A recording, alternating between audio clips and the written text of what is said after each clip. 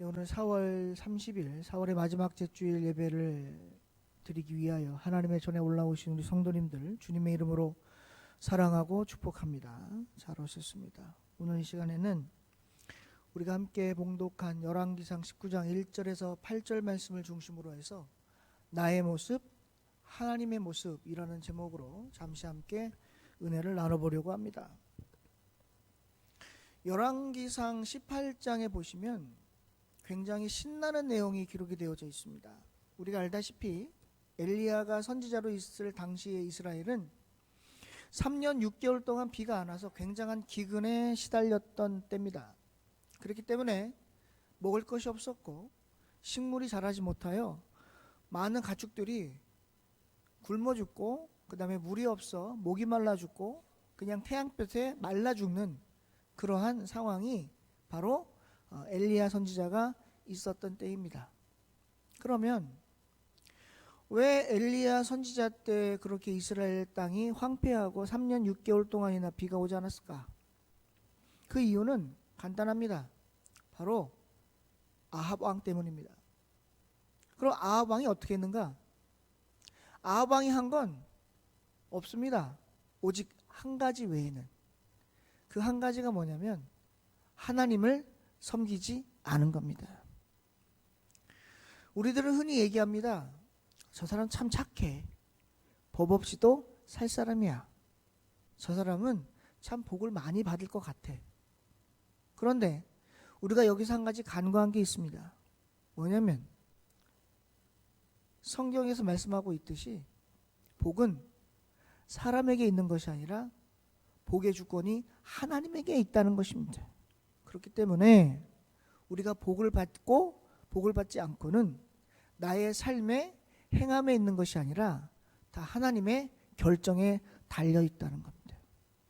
그래서 내가 아무리 이 땅에서 잘 살려고 하고 이 땅에서 뭔가 열심히 하려고 하고 내가 법 없이 살아가려고 하지만 복을 못 받는 건, 나에게 복이 오지 않는 건 나의 문제가 아니라 하나님의 결정에 달려 있다는 겁니다. 그러면 왜 하나님은 어떤 자에게는 복을 주고 어떤 자에게는 복을 주지 않을까요?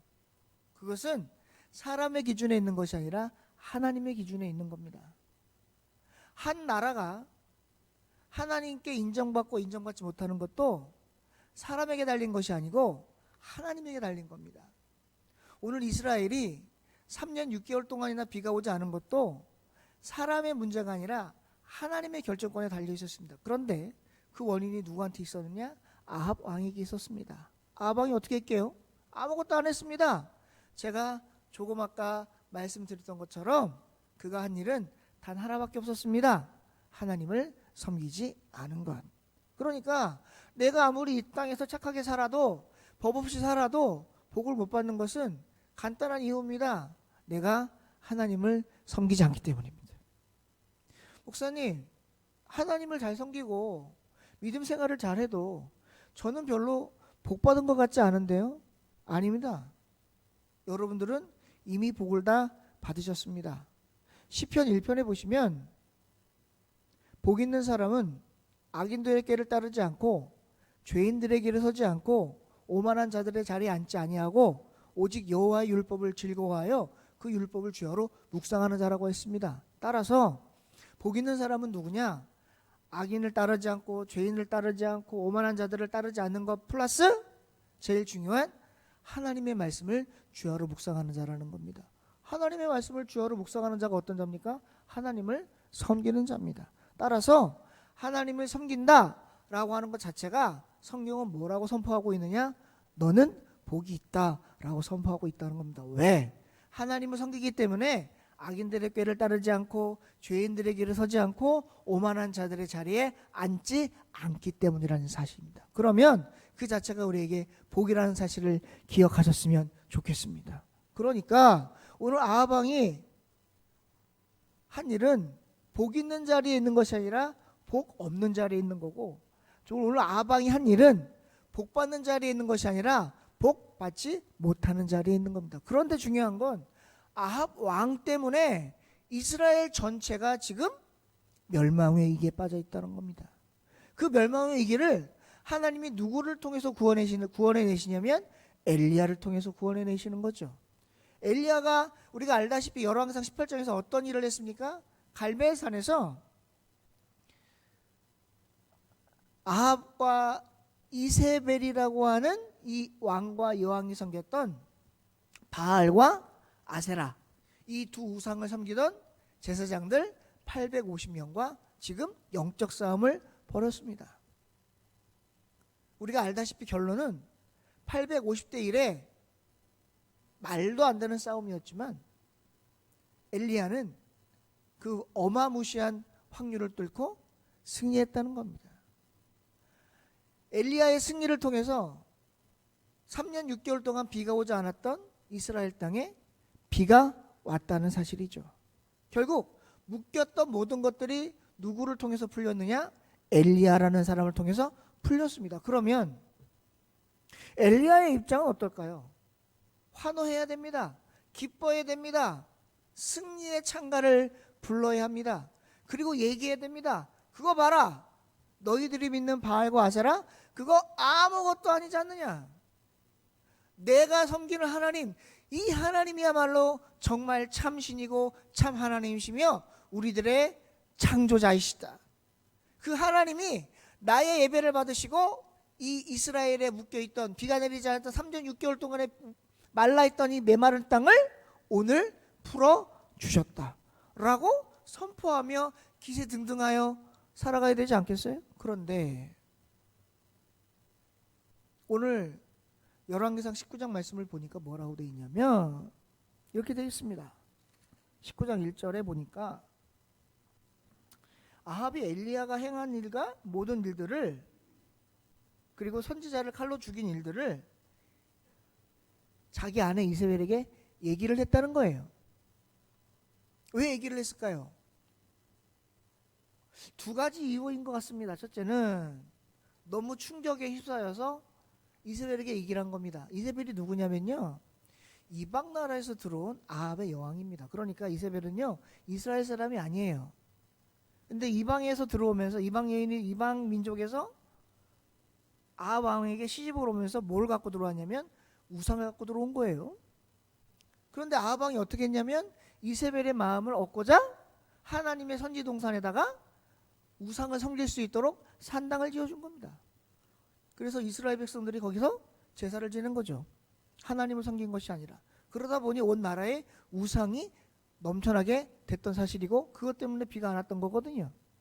근데 그렇게 이세벨이 추종하고 자기가 섬겼던 바알과 아세라, 그들이 섬겼던, 그들을 위해서 일했던 제사장 850명, 그리고 엘리야, 그 말도 안 되는 싸움에서 당연히 인간의 눈으로는 바알과 아세라가 이길 줄 알았는데 하나님이 이겼으니 엄청난 충격에 휩싸였을 것입니다. 그래서 얘기하는 겁니다. 이세벨에게 여보 오늘 엘리야랑 우리가 섬기는 제사장 850명이 싸웠는데 누가 이겼는 줄 알아? 상식적으로 이세벨은 뭐라고 했을까요? 당연히 우리가 이겼지. 왜? 850대 1인데 어떻게 이겨? 그런데 아마 아합은 이렇게 얘기했을 겁니다. 성경에 나와 있는 내용은 아니에요. 제가 각색을 해본 거예요. 내가 오늘 눈으로 직접 목격하고 왔는데 충격받지 마. 850명 제사장들 다 엘리야한테 죽었어. 그리고 바알과 아세라 모든 우상이 다 불태워졌어. 그리고 3년 6개월 동안 오지 않던 비가 지금 내리고 있어. 하나님이 이겼어. 우리가 잘못했나 봐. 우리가 하나님을 섬겨야 되는데 잘못 섬겼나 봐 라고 얘기하지 않았을까요? 그 얘기를 들으면 보통 사람들은 충격에 휩싸여서 그래? 잘못했구나. 내가 잘못했구나. 우리가 잘못 섬겼구나. 우리가 하나님을 섬겨야 되는데 잘못 섬겼구나 해야 되는데 이세벨은 어떻게 할게요? 오늘 말씀 보니까 이렇게 얘기했습니다. 2절 이세벨이 사신을 엘리야에게 보내어 이르되 내가 내일 이맘때에 반드시 너의 생명을 저 사람들 중 한 사람의 생명과 같게 만들 거야. 그게 무슨 말이에요? 내가 너 반드시 죽여버릴 거야. 왜? 내가 섬기던 내가 아끼던 제사장들을 다 죽였어? 내가 너 가만두지 않을 거야. 이렇게 얘기하는 거예요. 그러면 엘리야는 어떻게 될까요? 지금 18장에서 갈멜산에서 하나님의 역사를 확인했습니다. 하나님의 능력을 확인했어요. 하나님이 자기와 함께 한다는 거 확인했습니다. 그러면 엘리야는 어떻게 돼요? 이런 상황에서는? 여러분 같으면 어떻게 하시겠어요? 여러분들이 엘리야예요. 그래서 갈멜산에서, 아니 우리 여기 갈멜산 없으니까 연인산 가서 그랬는데, 연인산에서 하나님의 능력이 나타난 걸 눈으로 목도했다고 우리가 확인을 해보자고요. 거기에 많은 사람들이 봤습니다. 와, 정말 하나님 살아있네. 그런데 가평 군수가 그랬다고 나를 감옥에 쳐넣겠다는 거예요. 그러면 하나님의 능력을 확인한 나는 두려움에 떨어야 됩니까? 가평 군수한테 가서 당신 그렇게 하면 안 된다고, 하나님이 가만두지 않는다고 야단을 쳐야 됩니까? 근데 이제 엘리야 어떻게 했어요? 엘리야가 어떻게 되냐면, 야 이세벨 정신 차려. 아합 왕도 봤어. 하나님의 능력을 봤어. 근데 네가 감히 하나님의 사자인 나를, 내 생명을 거둔다고? 야, 하나님이 너 가만둘 것 같으냐? 그래야 되는 거 아니에요? 제 말이 맞는 것 같으세요? 틀리는 것 같으세요? 근데 오늘 엘리야 어떻게 할게요? 보실래요? 3절. 그가, 여기서 얘기하는 그는 엘리야입니다. 그가 이 형편을 보고 일어나 자기의 생명을 위해 뭐 했대요? 도망갔대요. 도망갔대. 그것도 누가? 평범한 신앙인도 아니고 일반 백성도 아니고 누가? 하나님이 아합과 이세벨에게 대항하여 이스라엘을 구하라고 세운 선지자가, 이스라엘 백성들에게 하나님의 말씀을 강력하게 대언하여 그들이 하나님 앞으로 돌아오게 할 사명이 있는 선지자가, 갈멜산에서 하나님의 능력을 확인하고 3년 6개월 동안 내리지 않던 비를 내리게 했던 그 능력의 사자, 선지자 엘리야가 이세벨의 말 한마디에 두려워 도망했다는 거예요. 그것도 이세벨이 직접 온 것도 아니에요. 사자를 보낸 거예요. 그럼 사자를 보냈으니까 이렇게 있겠죠. 옛날로 하면 어명이요, 엘리야는 어명을 받으시오. 그리고 두루마기를 쫙 폈을 거 아닙니까? 죄인은 들으라. 엘리야 죄인, 너는 임금이 사랑하는 선지자 850명을 죽였으니 너도 내일 이맘때에 850명의 생명과 똑같이 이 땅에서 죽음을 당하리라. 아마 그랬을 거예요. 그러면 이세벨이 직접 온 것도 아니고 군대가 온 것도 아니에요. 사자가 와서 읽은 거예요. 근데 지금 엘리야 어떻게 했다고요? 무서워서 주랭랑친 거예요. 영어로 run away. 도망간 거예요. 여러분, 도망갔다는 건 두 가지 의미가 있습니다. 하나는 자기가 목숨이 위태로우니까 그 순간이 무서워 도망갔다는 것도 확인해 볼 수 있는 거고, 두 번째는 뭐냐면 뭐로부터 도망간 거냐면 안타깝게도 하나님께서 보호하시는 그물막 밖으로 도망갔다는 표현이에요. 즉 이 순간에는 이 엘리야에게 뭐가 없었어요? 믿음이 없었어요. 하나님의 능력을 목도한 엘리야, 하나님의 말씀을 대언했던 엘리야, 사르밧 과부에게 가뭄이 끝날 때까지 마르지 않도록 밀가루와 기름을 부어주었던 역사를 행했던 엘리야가 지금 이세벨 말 한마디에 도망을 가고 말았습니다. 그러면서 뭐라 그래요? 말씀해 보니까 3절 말씀 보니까 뭐라 그래요? 유다에 속한 브엘세바에 이르렀다는 거예요. 도망가서. 그래서 그 다음에 어떻게 했느냐? 자기 사환을 거기에 머물게 했다는 거예요. 이게 또 웃긴 일이에요. 자, 도망간 건 누구예요? 엘리야예요. 어디로 도망갔어요? 브엘세바로 도망갔어요. 그러면 이세벨에게 그 소식이 들어가겠죠. 뭐라고? 지금 엘리야가 브엘세바로 도망갔습니다. 그럼 이세벨은 어떻게 했을까요? 지금 당장 군대를 출동시켜 엘리야를 잡아와라. 어디로? 브엘세바로. 그런데 지금 엘리야가 하는 짓이 뭐예요? 브엘세바에 자기가 있는 것이 아니라 거기 누굴 뒀다고요? 사환을 뒀다고요. 그리고 자기는 또 도망가요. 어디로? 하루길쯤, 광야로 하루길쯤 더 가서 노뎀나무 아래에 앉아 있는 거예요. 그러면 브엘세바에 있는 사환은 어떤 위기에 처해 있을까요? 이제 어떻게 되는 거예요? 브엘세바에 있는 엘리야의 사환은 곧 죽겠죠. 누구 대신? 엘리야 대신.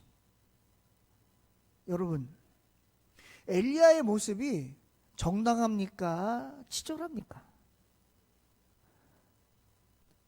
예전에 그 얄개 시대라고 하는 고교, 굉장히 오래된 거죠. 얄개 시대. 그러니까 그 이승연이라고 하는 굉장히 당시에 유명했던 그 배우가 얄개 시대에 나와서 한 말이 있어요. 아더매치유라고. 혹시 아세요?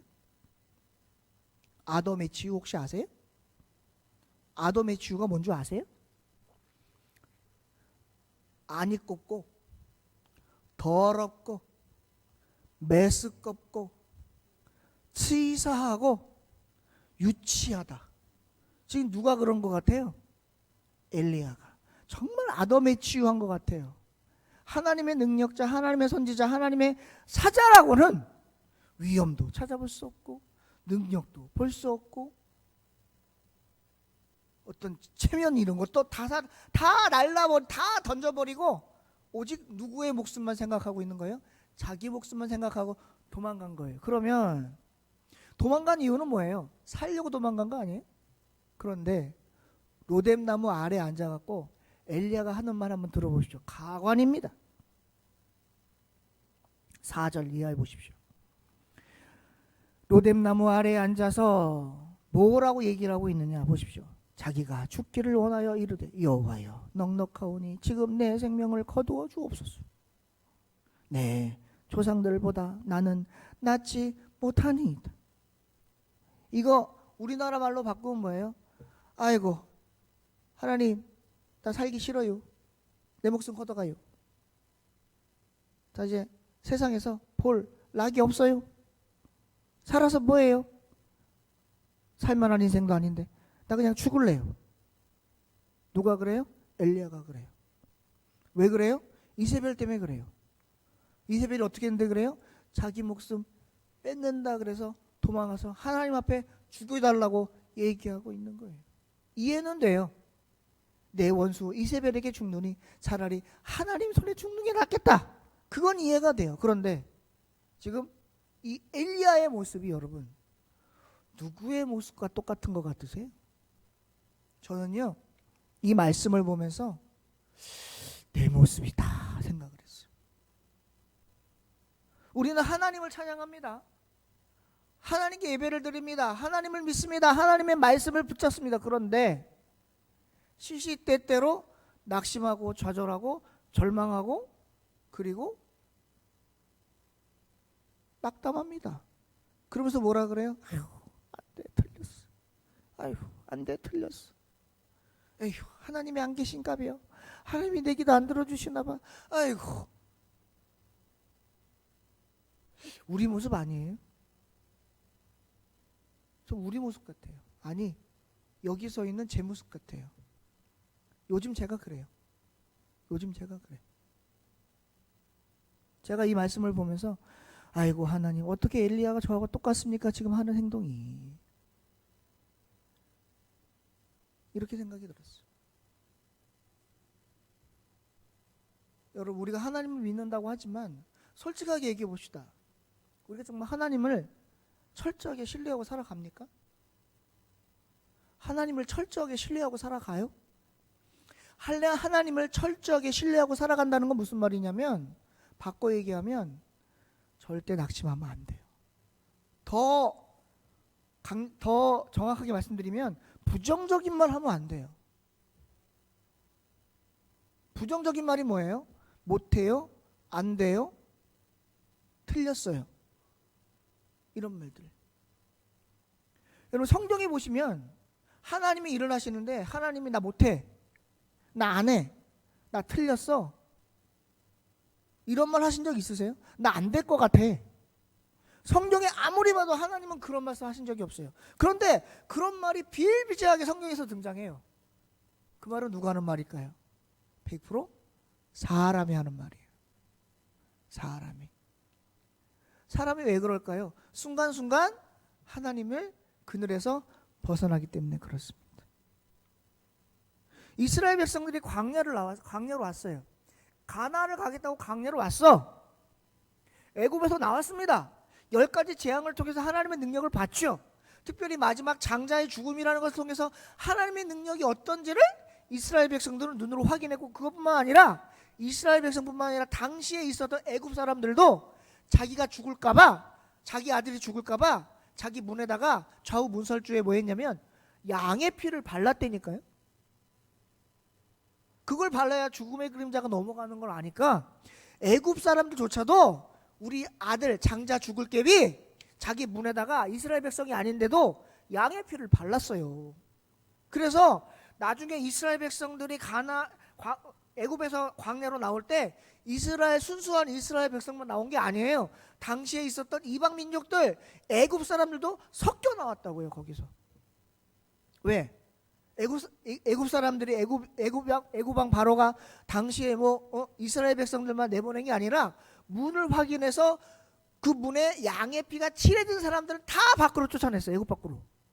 그러니까 애굽 사람들도 애굽 밖으로 나가게 된 거예요. 자기 나라를 빠져나오게 된 거예요. 어쩔 수 없이.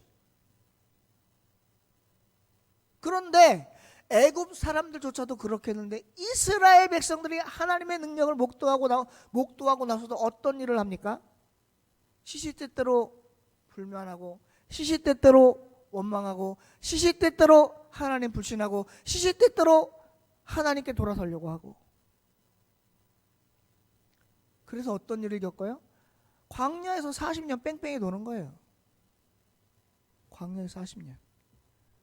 근데 그 모습과 오늘 엘리야의 모습이 저는 별반 다르지 않다고 봐요. 근데 이 엘리야의 모습이 오늘날 우리의 믿음의 모습과 별반 다르지 않다고 봐요. 저와 여러분들의 믿음은 지금 현재 어느 위치에 서 있습니까? 내가 신앙생활을 수십 년 했어도, 내가 교회에서 직분을 받았어도, 교회에서 수많은 일들을 했어도, 여러분 죄송하지만 지금 내 믿음의 신앙의 위치가 그 자리에 있지 못하면 다 공든탑이 무너진 거와 똑같다고 보시면 돼요. 하나님은 과거에 내가 뭐 했는지 묻지 않으십니다. 하나님은 미래에 내가 뭐 할 건지 관심 없으세요. 지금 내가 어떠한 상황인지가 관심 있으신 거예요. 내가 지금 어떠한 믿음을 가지고 있는가? 내가 하나님 앞에 어떠한 입술을 가지고 있는가? 내가 하나님 앞에 어떠한 마음으로, 어떠한 믿음으로 예배를 드리고 있는가? 이걸 보시는 거예요, 지금. 하나님은. 그걸 가지고 믿음이 있구나, 믿음이 없다라고 판가름하시는 거예요. 그러니까 오늘 엘리야의 모습을 보면서 우리는 한편으로 위로를 받을 수 있어야 돼요. 왜냐하면 아이고 엘리야도 이 정도인데 뭐 나야 뭐 말할 것도 없지 뭐. 엘리야가 넘어지는 판에 뭐 내가 뭐 엘리야보다 믿음이 좋은가? 나는 뭐 넘어지는 거 당연한 거지. 그렇게 위로를 받으셔도 괜찮을 성 싶어요. 그런데 거기서 주저앉으시면 안 돼. 하나님은 우리들에게 요구하시는 게 뭐냐면 지금보다 더 나은 믿음을 요구한다는 사실을 기억하셨으면 좋겠습니다. 엘리야의 이 모습 보면서요, 제가 하나님 같았으면 이렇게 했을 것 같아요. 야, 너 왜 그러냐? 갈멜산에서 내가 승리하게 해줬는데 너 벌써 그거 까먹고 주저앉아버렸냐? 빨리 못 열어라? 하고 회초리를 확 들었을 것 같은데 하나님 안 그러시더라고. 오늘 말씀 보니까 5절 말씀에 뭐라고 얘기를 하시냐면, 지금 엘리야가 로뎀나무 아래에 있는 겁니다. 로뎀나무 아래에 누워 자는데 천사가 와서 그를, 전 때릴 줄 알았어. 야, 발로 툭툭 차면서 야 일어나 그럴 줄 알았더니 그게 아니라 어떻게 했대요? 어루만졌대. 여러분, 어루만진다는 건 어떻게 만지는 게 어루만지는 거예요? 제가 저희 집에 고양이 한 마리를 키워요. 아실 분은 다 아실 거예요. 근데요, 얘가 저를 너무너무 좋아해서 제 옆에 딱 붙어 있거든요. 근데 제 옆에 있으면 제가 이렇게 만져주잖아요. 그러면 얘가 어떻게 하냐면 그렁그렁 해요. 좋다고. 그런데 제가 한참 만져주잖아요. 그러면 그릉그릉 소리가 없어져. 왜냐면 너무 만지면 얘도 아픈가 봐. 그래서 그릉그릉 소리가 없어지더니 갈라 그래. 그럼 내가 딱 잡아요. 가지마, 옆에 있어. 그럼 펑 뭐 가요.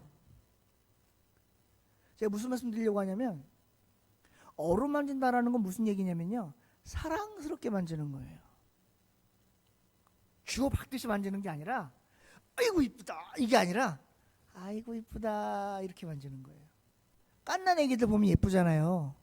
그럼 어떻게 해요? 어른들이 가서 아이고 예쁘게 생겼네 이렇게 만지잖아요. 이걸 어루만진다고 하거든요. 지금 천사가 엘리야에게 왔다는 건 단순히 천사가 아니고요, 하나님이 지금 엘리야를 찾아왔다는 거예요. 하나님이 엘리야를 찾아오셔서 좀 죽기를 바라는 엘리야에게 어떻게 한 거예요? 야단을 치시고 게 아니라 책망을 하신 게 아니라 어떻게 해요? 어루만지시며 뭐 하셨다는 거예요? 위로하셨다는 거예요. 말씀해 보니까 이렇게 해요. 어루만지시며 그에게 이르되 일어나서 먹으라 이렇게 얘기하셨다는 거예요. 제가 예전에 어릴 때 밥을 되게 안 먹었대요. 지금도 생각이 나요. 어릴 때 이제 제가 밥을 하도 안 먹으니까 저희 어머니가 그 요만한 그 종지 그릇 있잖아요. 거기다가 흰 쌀밥에 간장 넣고 참기름 넣고 깨소금 넣고 계란으로 비비셔가지고 혀가 한 숟갈만 먹어, 한 숟갈만 먹어 이거 들고 쫓아다니신 적이 있어. 하도 안 먹으니까 나는 안 먹겠다고 도망가고 저희 어머니는 먹이려고 쫓아오고 했던 적이 있어요. 그러면 사실 한 숟갈만, 제발 한 숟갈만 먹으라고 사정사정 하신 적이 있거든요. 저 같으면 먹기 싫으면 먹지 마 이 새끼 하고 치워버릴 것 같은데 그렇게 안 하시고 사정사정을 하시더라고.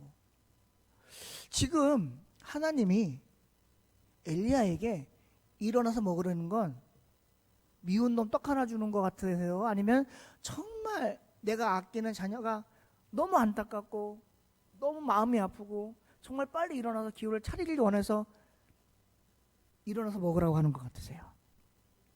그죠? 자녀가 아파서 누워있으면 부모가 어떻게 해요? 자녀가 나을 때까지 옆에서 밤새 간호하면서 흰 죽을 써가지고 못 먹을 깨비 이렇게 들어서 얘야 우리 딸 우리 아들 잠깐만 일어나보자. 어이구 힘들지 그래 이거 먹어야 낫는다. 한 숟갈만 먹자 한 숟갈만. 지금 그림이 그려지세요? 지금 하나님의 모습이? 지금 그러면서 지금 엘리야에게 먹이시고 있는 거예요. 왜 그러셨을까요? 야단 안 치시고 야마 뭐 하는 거야 지금? 선지자가 큰 싸움에서 이겼으면 더 열심히 해야지. 뭐 하는 거야 지금? 이러시는 게 아니라 어루만지시면서 위로하시고 안타까워하시면서 먹이고 죽기를 각오하 죽기를 원하는 엘리야에게. 왜 그러셨을까요? 이유는 하나예요. 엘리야를 사랑하셨기 때문에. 여러분, 그러면서 하나님이 엘리야를 얼마나 끌고 가셨냐면 자그마치 40일을 그렇게 하셨다는 거예요. 그러면서 엘리야가 로뎀나무 아래에서 40일 동안 먹고 자고 일어나고 먹고 자고 일어나고 걸으면서 어디까지 왔어요? 8절 말씀해 보니까 그 음식물의 힘에 의지하여 40주 40일을 가서 하나님의 산 호렙에 이르렀다는 거예요. 하나님의 목적은 뭐였어요? 결국 하나님을 피해서 도망갔던 하나님의 그늘을 벗어났던 엘리야를 다시 어디 안으로 끌고 들어오시는 게 하나님의 목적이었어요? 하나님의 품 안으로 데리고 들어오는 게 하나님의 목적이었어요. 새들이요, 새끼를 낳으면 둥지에 있잖아요. 근데 새끼들이 나가려고 그러면요 어떻게 하냐면 제가 봤더니 날개를 쫙 펴가지고요 쫙 이렇게 모아요. 왜? 밖에 나가면 위험하니까. 비 오면 쫙 해서 막아줘요. 왜? 자기 새끼들 젖을까봐. 왜 그래요? 보호하려고. 왜 보호해요? 사랑하니까. 누구보다 사랑하니까? 내 생명보다 사랑하니까. 하나님이 엘리야를 이렇게 하시는 건 하나님이 엘리야를 그 누구보다도 사랑하셨기 때문입니다. 여러분, 그러면 하나님이 엘리야만 사랑하셨을까요? 아니면 바꿔 얘기하면 하나님이 엘리야만 사랑하실까요? 물론 엘리야가 훌륭한 사람이죠. 위대한 일을 했습니다. 하나님의 능력자고 선지자입니다. 그러면 그런 일을 하는 사람만 하나님이 사랑하면 이 세상에 사랑받을 사람 별로 없습니다. 근데 하나님은 그런 하나님이 아니십니다. 내가 하나님을 떠나도, 막말로 좀 심하게 얘기해서 내가 하나님을 안 봐도, 교회를 안 와도, 예배를 안 드려도 말씀을 안 들어도, 기도를 안 해도, 그래도 하나님은 나를 여전히 누구로 여겨주시는 거예요? 하나님의 자녀로 여겨주고 있다는 사실을 기억하셨으면 좋겠어요. 근데 여러분, 그거 너무 이용하지 마세요. 하나님 뭐 나 없어도 뭐 하나님, 나 하나님 사람은 하나님의 자녀지 뭐 내가 뭐 어디 가겠어? 너무 그렇게 배짱 튕기지 마세요. 왜냐하면 그것도 기한이 있습니다. 기한이 있어요. 제가 늘 하는 말이 뭐예요? 아직 우리에게는 기회가 있다. 왜? 아직 예수님 안 오셨으니까. 그럼 내일 오시면 어떡할 거예요? 좀 이따 오시면 어떡할 거예요? 하나님 언제 오실지 저와 여러분 정확하게 알고 계세요? 몰라요. 몰라. 그러니까 세탈 같은 많은 날, 아직 죽을 날 멀었는데 아유 뭐 한 1, 2년 쉬었다 드려도 되지 라고 생각하시면 정신 차리세요. 세탈같이 많은 날 에휴 뭐 교회 봉사, 교회 헌신하는 거 좀 나중에 해도 되지? 정신 차리세요. 아유 몸이 아픈데 좀 낫고 나서 하면 되지? 정신 차리세요. 언제 예수님 오실지 몰라요. 하나님이 우리를 위로하시지만 반드시 우리가 한 행동에 대해서는, 믿음의 결과에 대해서는 책임을 묻는다는 사실을 기억하셨으면 좋겠어요. 제가 오늘 말씀의 제목을 뭐라고 정했는지 기억하세요? 나의 모습, 하나님의 모습.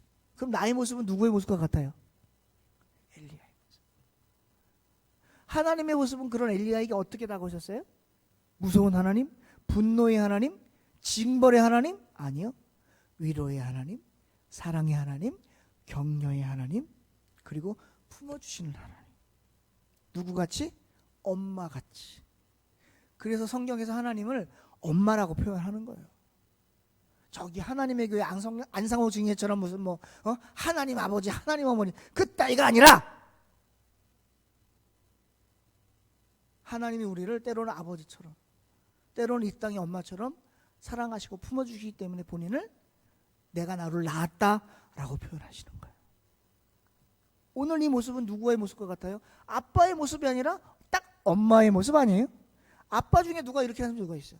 저는 어릴 때요, 엄마 아빠 다 있지만 우리 아빠 나한테 이렇게 안 했어. 우리 엄마가 이렇게 했지. 우리 아빠는 맨날 근엄하게 딱 이래가지고 야단만 쳤지. 난 뭐 그렇다고 또 이러지 마요. 없다 그러는 게 아니라, 그러니까 보통 아빠들의 모습을 뭐 말씀드리는 거, 옛날 아빠들 뭐 엄마 아이들 잘 안 안아주셨잖아. 예전에 농담이에요. 농담 삼아 드리는 말씀이야. 안 계시니까 그래. 제 동생이 태어났는데, 제가 태어났을 때 저희 엄마가 그랬대요. 여보, 혁이 좀 알아봐.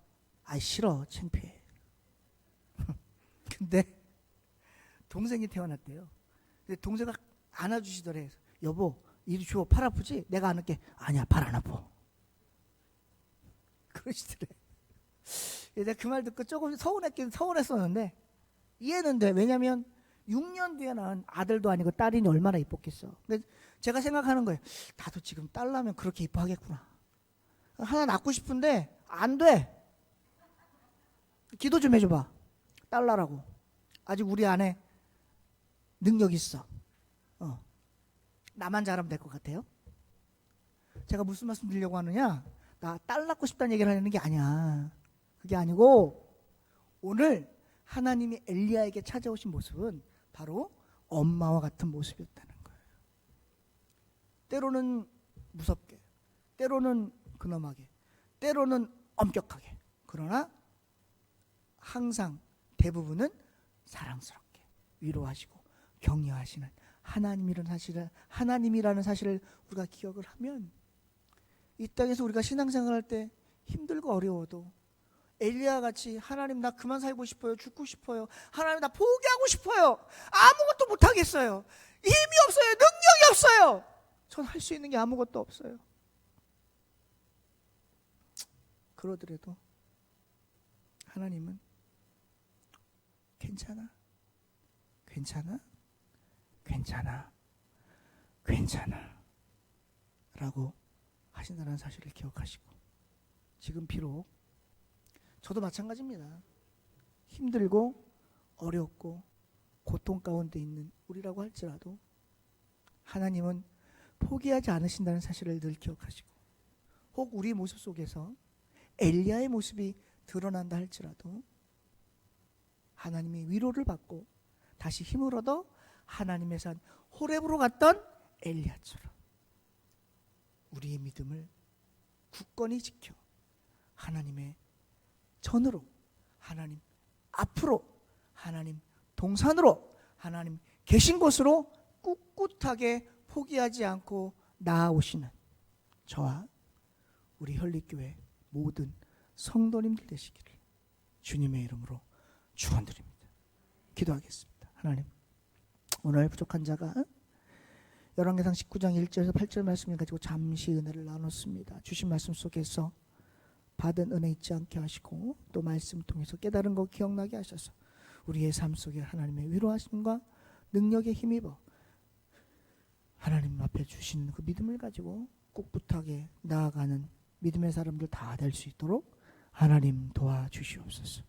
오늘 부족한 자 말씀 전할 때 혹 잘못 전한 말씀 있으면 용서하시고 우리 성도님들의 기억 속엔 오직 하나님의 온전한 말씀만 기억될 수 있도록 도와주시기를 원하고 감사드리고 예수님의 이름으로 간절히 기도드리옵나이다. 아멘.